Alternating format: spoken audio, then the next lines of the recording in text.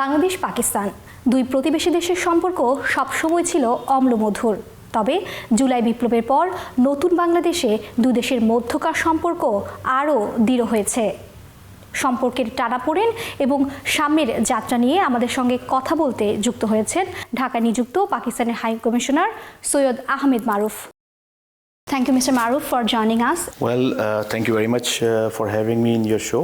27 August, you have a meeting with the head of the Bangladesh interim government, Dr. Yunus, and on that, during the meeting, you have expressed to revive the bilateral relationship. What was Dr. Yunus' response on that? That meeting went very well, and I think it lasted nearly 45 minutes, if I remember correctly, and in that meeting, the bottom line was between us, between Dr. Yunus Sahib and myself, was to look forward where we go from here in terms of Pakistan and Bangladesh relations. We discussed many things, and he was very positive. We had a very positive discussion, and I was really encouraged when after meeting him, and basically both our countries are actually on the path right now that we are gradually in a slow and steady manner. We are trying to take the bilateral relations from, let's say, from this point to a higher point, maybe in the future further higher. The main thrust of our discussion was to focus on trade and economic relations and people-to-people contacts. Regional integration, SAARC, that was very important subject that we discussed.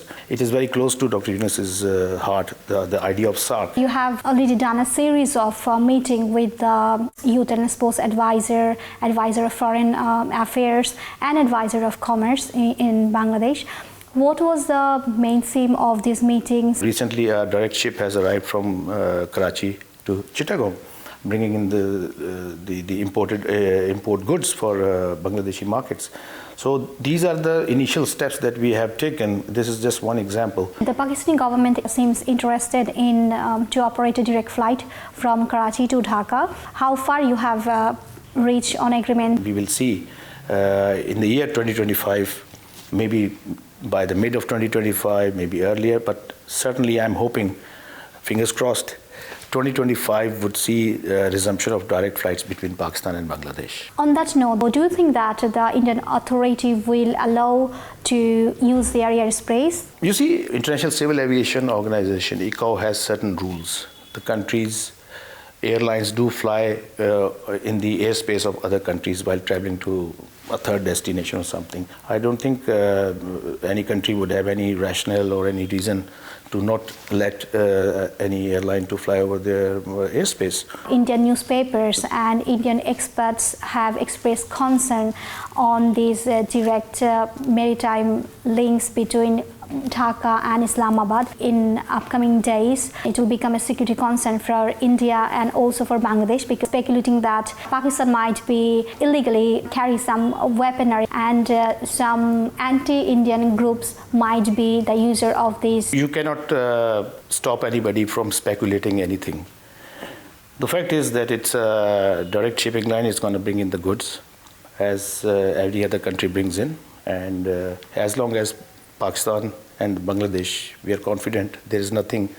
We don't do that. I don't see any reason why a direct shipping line should be seen in with such a speculative attitude. No one should be scared or be fearful of a direct shipping between the two countries. There is a joint economic commission between Bangladesh and Pakistan, which is remain inactive since 2007.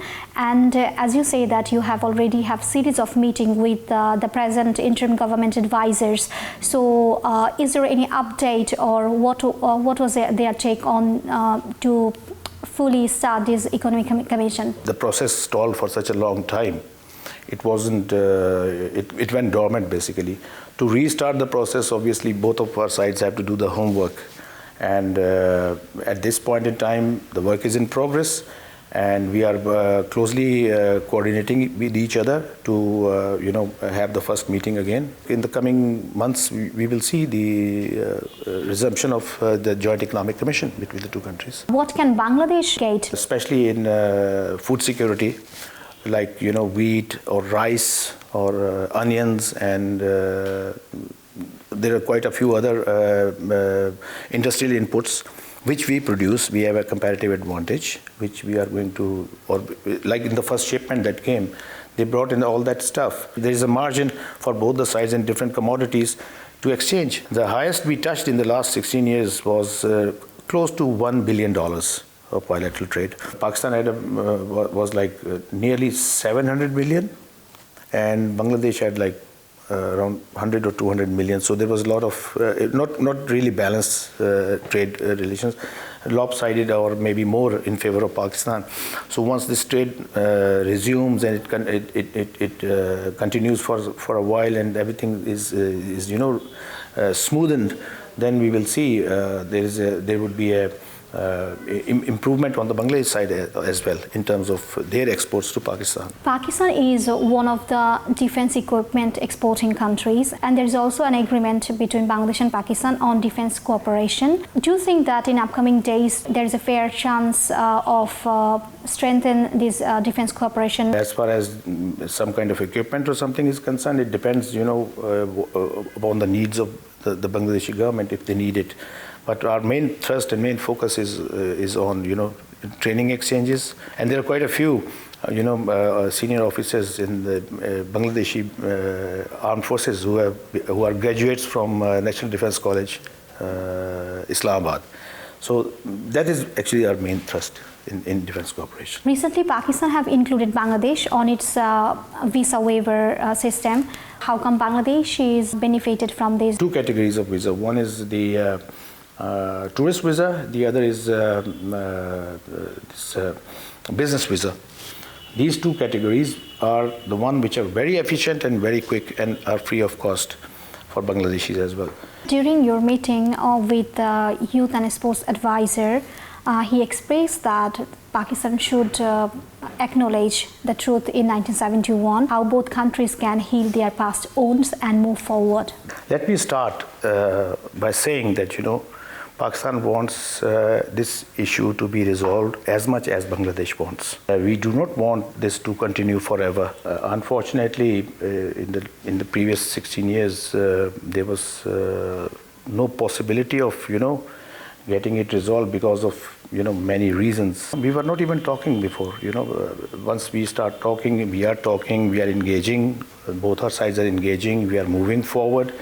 And I'm pretty sure that, we are moving in that direction where we will see, inshallah, we will see that there will be an environment where we will sit down and we will resolve it to the satisfaction of the people of both the countries. What is your remark on Bangladesh and Bangladeshi people, its development? When I hear the word Bangladesh, what comes to my mind? Simplicity, romance, and food. During the July-August movement, and it was obviously very historical. Post 5th of August, there is an opportunity for the Bangladeshi people, the Bangladeshi government, the students, the politicians, everybody.